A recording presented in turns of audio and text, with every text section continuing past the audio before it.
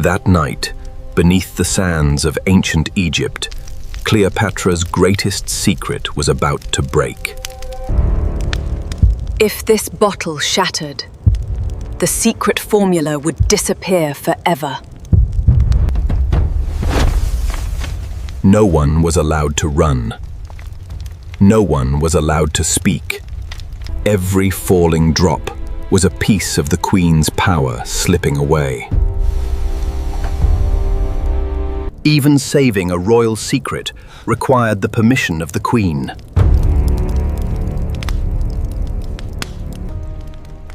The Queen did not order them to stop. She commanded the ritual to continue. To understand why a single bottle could terrify an entire chamber, we must return to where the secret began. And to know why this essence mattered, we must go back to the first light of that morning. Ancient Egypt was not ruled by stone and gold alone. Here, power was also built through symbols, rituals, and scent.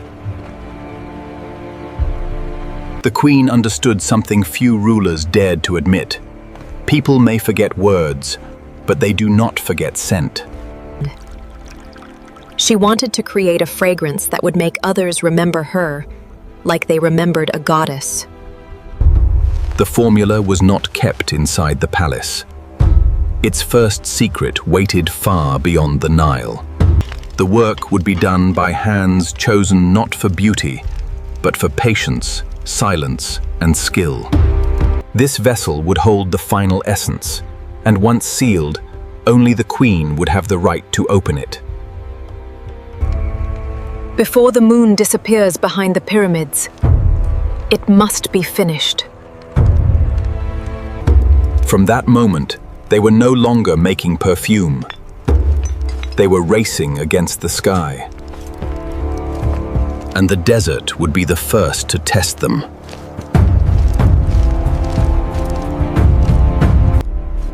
They walked into a place where sunlight could drain the life from every scent. Every basket was covered before the harvest, because even dust could ruin the purity of the formula.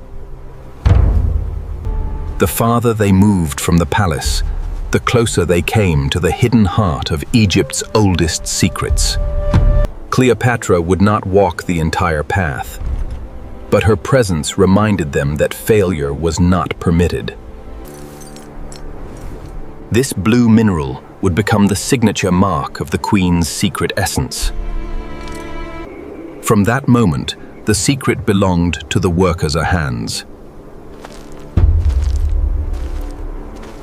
At the edge of the desert, where the rocks still held the cold of night, the rare plants began to appear. The first dew of morning was believed to carry the breath of the sky. They did not tear the plants from the earth. They took them as if asking permission from the desert. Every petal carried the first note of the Queen's future fragrance. No hand moved without purpose. Every worker guarded one part of the formula. The roots held the deep base of the scent, the part that would remain long after the first fragrance faded. Only the oldest craftsmen could tell which roots were still alive with scent. The blue mineral carried no fragrance, but it would mark the essence as the Queen's alone. Then the desert began to fight back.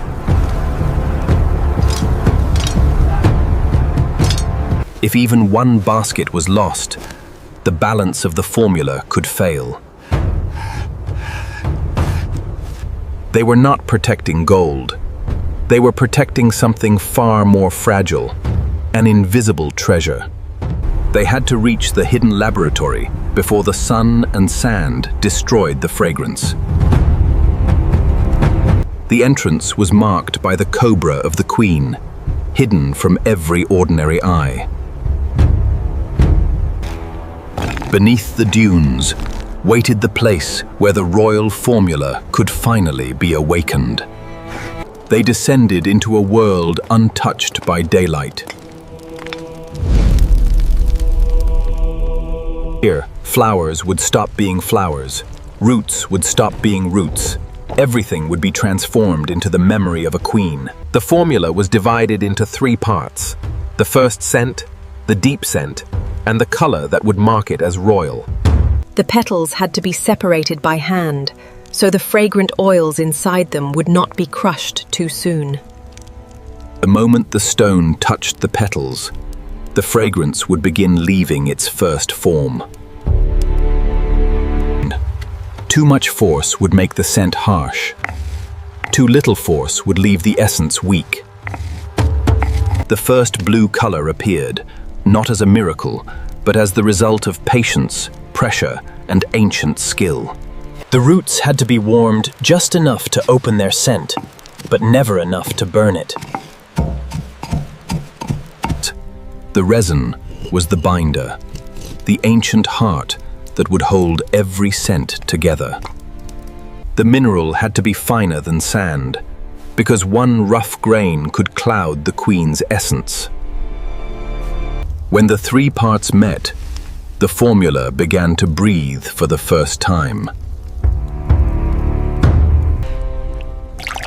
Then the blue vanished. The essence was turning cloudy. If the mixture stayed cloudy, the final essence would be useless. There was only one way to wake the color again: water, untouched by the sun. Under the dry desert, a hidden vein of cold water had been protected for generations. The first vessel had to be drawn in silence, because this water belonged to the heart of the earth. Not a single drop could touch the formula until the linen had stripped away every grain of sand. Then, with one drop of hidden water, the blue began to return. They had saved the formula, but the most dangerous part had not yet begun. As the last sunlight vanished above the dunes, the queen returned to the chamber. Even before the queen, the ritual could not stop. She did not ask what had gone wrong. She looked at the color, and she understood. The final mineral could only be given when the queen herself stood beside the fire. His steps toward the furnace signaled the opening of the blue fire chamber. Fire could turn the formula into legend, or reduce every hour of work to smoke. The heat had to be guided by breath, not force. If the heat rose too high, the scent would die. If it stayed too low, the essence would never be born. Fire, water, stone, and scent were locked together in one careful rhythm.